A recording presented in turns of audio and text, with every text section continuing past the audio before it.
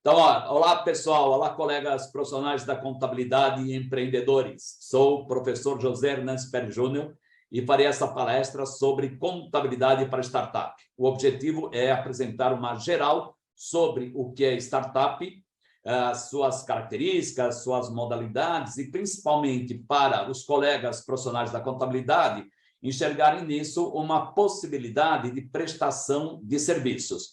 E para os colegas empreendedores, verificar quais são os detalhes aí que devem ser observados com relação a essas startups. Okay?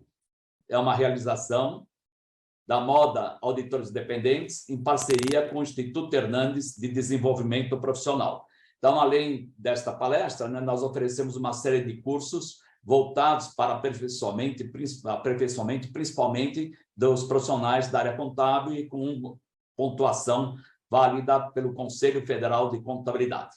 Então, nosso tema de hoje é contabilidade para startup, que é uma coisa que está muito em voga, muito em moda atualmente.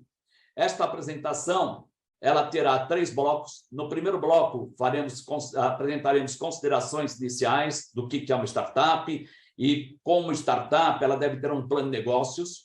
No segundo bloco, falaremos sobre as fontes de financiamento, ou seja, de onde que virá o dinheiro, de onde virão os recursos para financiar essa startup, e também as modalidades empresariais, que vão depender da fonte de financiamento. Poderá ser uma limitada, uma empresa individual. E no terceiro bloco, a questão sobre tributos e contabilidade. Então, os regimes tributários que poderão ser aplicados a essa startup e também como que faremos aqui a escrituração contábil, a importância dessa escrituração contábil e como que vamos apresentar também as demonstrações contábeis dessa startup. Então, começamos com o bloco 1, na qual faremos considerações iniciais. Então, neste bloco, nós vamos falar sobre a origem e significado dessa palavra startup, conceito e características e tipos de startup. E o básico aqui, o mínimo, sobre um plano de negócios, porque toda startup deve ter um plano de negócios. Esse plano de negócios terá um sumário executivo, análise de mercado, plano operacional, plano de marketing, plano financeiro e análise de cenários e também avaliação do plano. Então, começamos aqui com o seguinte. Estamos falando de contabilidade. Então, é importante sempre lembrar que contabilidade é uma ciência que estuda, interpreta e registra os fenômenos que afetam o patrimônio de uma entidade. Então, é muito comum que os colegas que não são da área contábil, quando falamos de contabilidade, associem com tributos, associem com matemática. Na realidade, a contabilidade vai muito além disso. Contabilidade é uma ciência que estuda, interpreta os fatos, e com o objetivo de fornecer informações úteis. A quem? Nós temos basicamente 2 tipos de usuários. Os usuários internos, que são os administradores, que vão usar as informações contábeis para tomar decisões, e também os proprietários e demais partes relacionadas, os chamados stakeholders, que vão usar as informações contábeis para identificar a posição patrimonial e financeira da entidade e seu desempenho no período, e a partir daí tomar decisões. Então, aqui a contabilidade vai muito além da questão tributária, e não tem nada a ver com matemática, muito pelo contrário, o que a gente usa aqui na contabilidade é apenas soma e subtração. Agora, enfim, o que é startup? Então, olha, a palavra startup, ela vem do verbo to start, que quer dizer começar, iniciar, partir, Então, a ideia de startup é que é uma empresa emergente. E startup, o up é para cima, que vai para cima, que vai crescer, E aí nós temos uma associação, que é a Associação Brasileira de Startups, cujo site está aqui na tela, que é muito interessante e que tem tudo sobre startup. Então, eu sugiro aí que quem tem interesse em conhecer um pouco mais sobre startups, que acesse esse site, que vai encontrar muita informação, muita coisa importante, relevante para startup.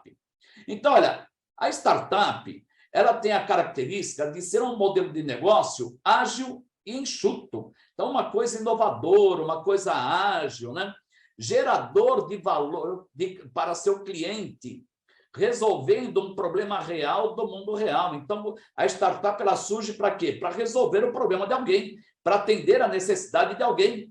E é interessante que, às vezes, esse alguém nem sabia que ele tinha essa necessidade. Então, nós vamos ver aqui os vários tipos de startup voltados, então, para esse objetivo de atender a uma necessidade de um cliente, né, que vai ser o seu público-alvo. E ela oferece uma solução escalável. A gente vai ver que ela tem algumas características, né? Escalável, aqui de escalar, de subida, né? Por isso que é o up lá, né? Para o mercado. E, para isso, usa uma tecnologia como ferramenta principal. Então, aqui, toda startup é uma empresa, mas nem toda empresa se classifica como uma startup, porque, para ser considerada uma startup, tem que ter algumas características, né? E, principalmente, o uso da tecnologia.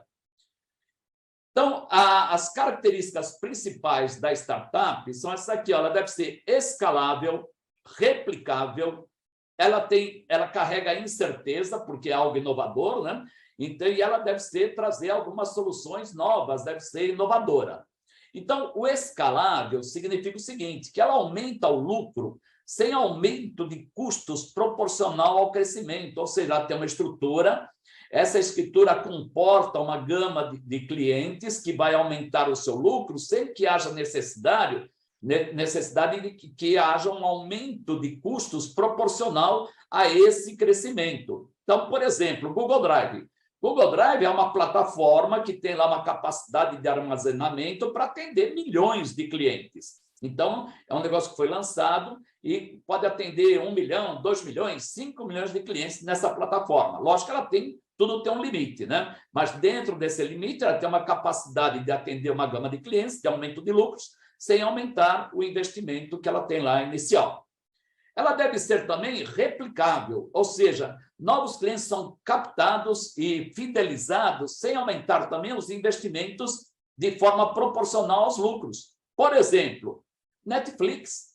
Então, a Netflix, o que ela disponibiliza lá? Né? Filmes na modalidade de stream, e os clientes podem assistir o filme que quiser, a hora que quiser. Então, vários clientes podem assistir ao mesmo filme ao mesmo tempo, e cada um administrando a forma que quer assistir, dando pausa, interrompendo, mudando o filme, e sem que isso exija mais investimentos da parte dela. Ela vai lá, disponibiliza tem o canal, disponibiliza lá os filmes e os clientes utilizam. Além disso, ela é incerta. Por que ela é incerta? Porque ela busca soluções de problemas que nem sempre podem ser resolvidos. Então, por exemplo, a NASA tinha um problema para levar lá os astronautas para a estação espacial. Qual que era o problema principal? É que os foguetes eram descartáveis. Os foguetes custavam fortunas e subiam apenas uma vez e depois se perdiam.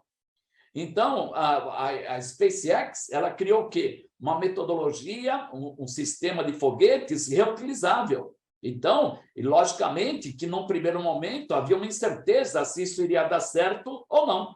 Felizmente, o que a gente tem acompanhado aí é que tem dado certo. Ela também deve ser inovadora, ou seja, ela tem que buscar soluções novas para problemas antigos. Então, por exemplo, Airbnb. Qual a solução e qual é o problema? O problema é que muitas pessoas têm apartamentos, têm imóveis que não utilizam o tempo todo, utilizam esporadicamente. Então, por exemplo, um apartamento na praia, a pessoa só vai lá nas férias. Fora das férias, esse apartamento fica sem utilização. Então, o Airbnb veio para isso, para trazer uma solução para esse problema, possibilitando que essa pessoa que tem esse imóvel possa alugá-lo para terceiros nesse período que ela não esteja utilizando. E assim por diante. Então, nós vemos que essas são as principais características para que uma empresa seja classificada como sendo uma startup.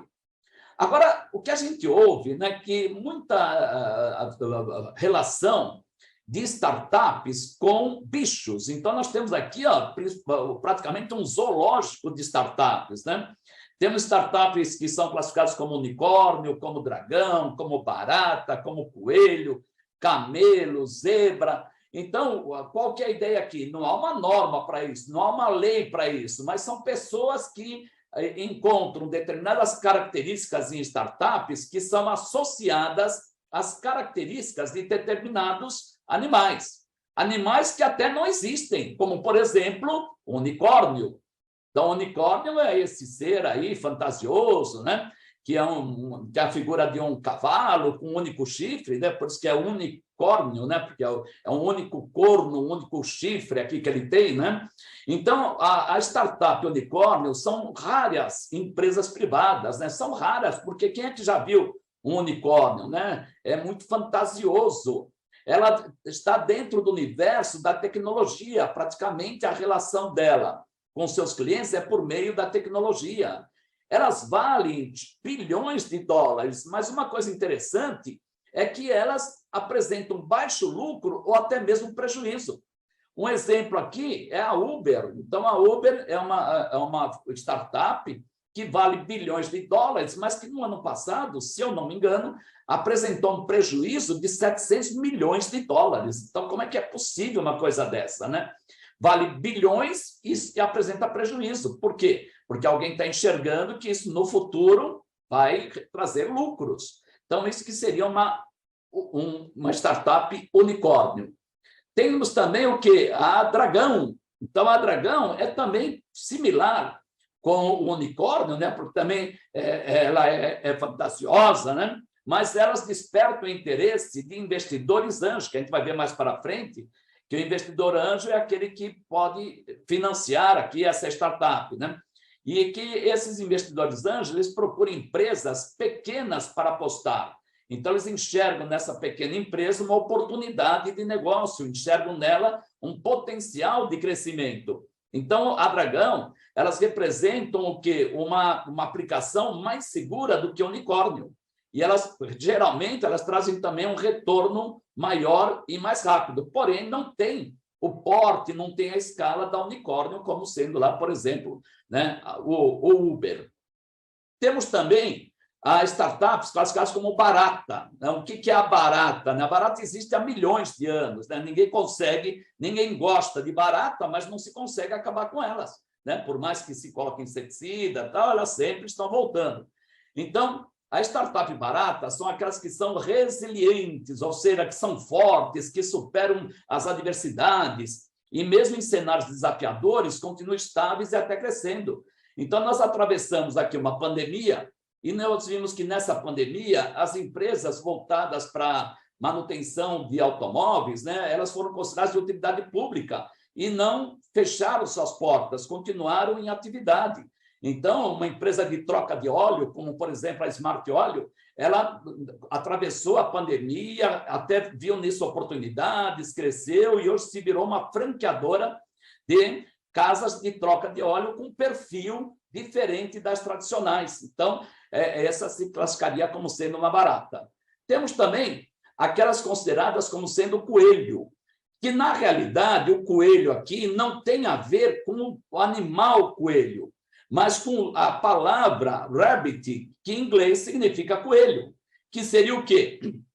O R ali é de real, actual, business, building, interesting, tech. Então, significa o quê? Que é um negócio real que cria tecnologia interessante. Então, o que seria um coelho, um rabbit, né? São aquelas empresas consideradas empresas de verdade, comuns, menos fantásticas do que os unicórnios e dragões, mas que usam a tecnologia também para atender uma necessidade de um cliente. Então, por exemplo, lojas americanas. Lojas americanas, tradicionalmente, eram lojas físicas, né? Continuam sendo físicas, mas foram para quê? Para o e-commerce, né? Então, hoje, a gente não precisa ir até uma loja física para adquirir algo. Tudo a gente compra pela internet.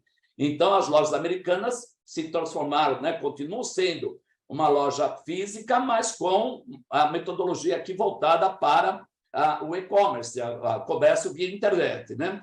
Por exemplo, administradoras de condomínio têm um problema sério, que é a utilização de muitos recursos humanos, colaboradores, né? Que nem sempre estão preparados para a prestação de serviços. Então, nós temos uma empresa chamada Labore Brasil, que foi criada para quê? para atender essa necessidade das administradoras de condomínios, possibilitando que uma prestação de serviços de forma tecnológica, de forma remota, substituindo, então, essa mão de obra de colaboradores por uma tecnologia e por uma pessoa jurídica sem os encargos trabalhistas. Então, são empresas voltadas para isso, para atender necessidades que já existiam, empresas que já existiam, mas de uma forma usando a tecnologia.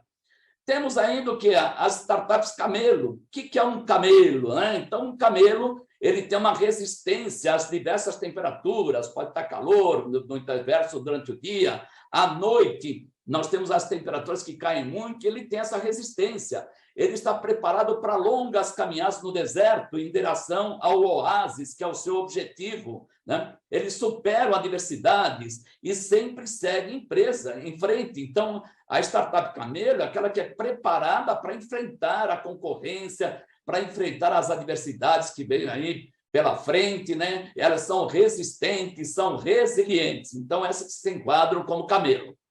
Temos ainda as zebras, né? Então, o que é a zebra? As zebras são aquelas empresas, aquelas startups que buscam o que é uma competição mais saudável, uma competição respeitando o mercado, respeitando concorrentes, respeitando clientes, e elas têm a característica de andar em bandos, elas não andam sozinhas. Então, os bandos servem para quê? Para que elas se protejam. Então, por exemplo, uma rede de franqueados. Então, a Natura tem uma rede de franqueados que podemos considerar como sendo o quê? Zebras, porque elas se complementam, elas se protegem, um franqueado ajuda outro. Então, isso que se enquadraria aqui como zebra. Então, essas daqui, elas são as principais. Há outras, sim, há outras. Você pode até criar uma. Você pode até identificar uma startup com determinadas características de algum animal que não esteja listado aqui. Porque, como eu falei, isso aqui é alguém que associou, né, um determinado animal, as características de uma empresa, às características de um determinado animal. Agora, toda startup, pessoal, deve ter um plano de negócios, porque nós temos que fazer um estudo de viabilidade desse negócio. Então, esse plano de negócios, no mínimo, ele deve conter um sumário executivo, ele deve conter uma análise de mercado, um plano operacional, um plano de marketing, um plano financeiro e análise de cenários. Então, por exemplo, o plano de negócios ele deve apresentar os objetivos do negócio, a que se propõe esse negócio, o que ele vai oferecer, qual é o seu público-alvo que ele pretende atingir. E também os passos que devem ser dados para que esses objetivos sejam alcançados. Então, a metodologia aqui, o passo a passo para o início desse negócio. E com fazer esse plano, nós vamos diminuir os riscos e as incertezas inerentes a todo negócio que se inicia. Esse plano de negócios deve ter um sumário executivo, que é o quê? Definindo qual é o negócio, o ramo de atuação, os principais produtos e serviços que serão oferecidos, os principais clientes, o local da empresa, se vai ser físico, se vai ser via internet, a área de abrangência, se é local, nacional, internacional, a forma de atendimento. Também deve apresentar o capital que deverá ser investido, a previsão do faturamento, previsão de lucro e o retorno do investimento. Então, esse sumário executivo deve ser preparado de forma muito correta, muito assim atrativa, porque ele é o primeiro item que vai ser analisado por alguém que vai vislumbrar nessa startup uma oportunidade de negócio. Então, esse sumário executivo deve apresentar essas informações para atrair quem vai investir nessa startup. Também deve apresentar o quê? Uma análise de mercado. Quem é o cliente que ela pretende atingir? Pessoas físicas, jurídicas? Qual é o perfil dessas pessoas físicas? Jovens, meia-idade, idosos, homens, mulheres, onde famílias, ou seja, qual é o perfil das pessoas físicas e das pessoas jurídicas que ela pretende atender. Pessoas jurídicas voltadas para quê? Prestação de serviços, comércio, indústria. Então, aqui a análise de mercado, identificando os clientes para ver o potencial desse mercado. Plano operacional. Que instalações serão necessárias?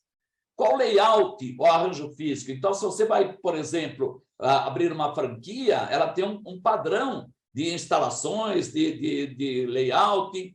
Qual é a capacidade produtiva, comercial, de serviços? Quais os processos operacionais serão mais importantes? E, principalmente, qual é a necessidade de pessoal? Qual é a equipe de colaboradores que serão necessários? Qual é o perfil desses colaboradores? Formação, enfim, tudo isso deve constar aqui no plano operacional. Além disso, plano de marketing. Esse plano de marketing busca apresentar uma descrição dos principais produtos e serviços que serão oferecidos, a precificação, como é que vamos determinar o preço do nosso produto, o preço dos nossos serviços, as estratégias promocionais para fazer com que o nosso público-alvo conheça o produto que estamos apresentando, qual a estrutura de comercialização, se vai ser loja física, vai ser via comércio, vai ser prestação de serviço por via de telemarketing, prestação de serviço por via de sistemas de tecnologia, qual será a localização do negócio, se ele estará num bairro, precisa estar localizado numa via de fácil acesso, com muitos clientes passando na frente, enfim, qual o plano de marketing para fazer com que a nossa empresa atinja lá o cliente que ela pretende atender. Agora, o plano financeiro, o dinheiro aqui, ó, o que vamos precisar de imobilizado? Vamos precisar de máquinas, equipamentos, móveis, utensílios, capital de giro. Toda empresa inicial ela precisa ter um capital de giro lá para bancar o início das suas operações, que geralmente não trazem um retorno imediato.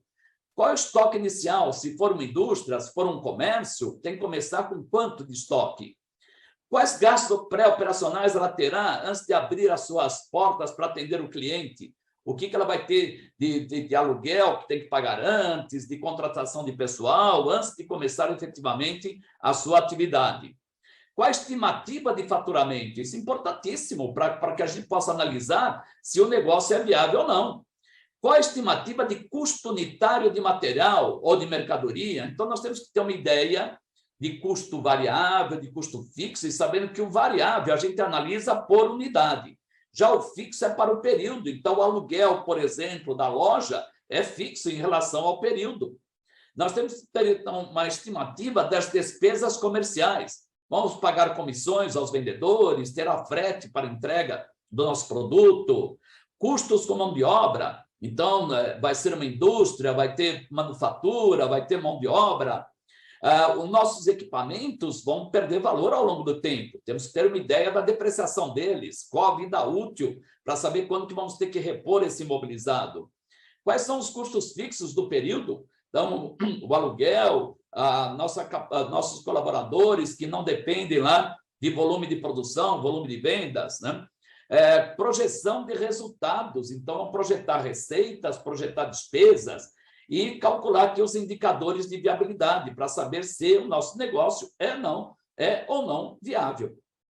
Além disso, temos ainda que ter uma análise de cenários. Então, a gente está passando agora por um momento de incerteza. Nós teremos no próximo domingo aqui uma eleição para presidente. Então, nós temos dois cenários, né? Um cenário com se o candidato A for eleito ou se o candidato B for eleito. Isso vai ter um reflexo no mercado, vai ter um reflexo na economia. E para fazer essa análise de cenários, nós temos uma ferramenta muito interessante chamada matriz SWOT. O SWOT aqui significa o quê? O S é de strengths, que são forças, o W de weaknesses, que são as fraquezas, as oportunidades e as ameaças. Ou seja, para o nosso negócio, o que é que nós temos de força para que ele dê certo? Nós temos tecnologia, nós temos mão de obra, nós temos know-how. O que nós temos aqui de forças? Mas, por outro lado, qual que é a nossa fraqueza nesse negócio? O que é que a gente vai ter que superar aqui? Temos fraqueza porque não temos capital de giro, por exemplo. Não temos aqui um mercado, não conhecemos muito bem o mercado, uma dificuldade de marketing. Mas, por outro lado, nós estamos enxergando o quê? Uma oportunidade. Nós estamos enxergando uma oportunidade de atender uma necessidade de um cliente. Por outro lado, não sabemos se vamos conseguir atender a essa necessidade ou não. Então, existem as ameaças, existe a concorrência, ou seja, temos que considerar tudo isso para verificar em qual cenário que vamos atuar e como que vamos fazer aqui a nossa empresa funcionar nesse cenário.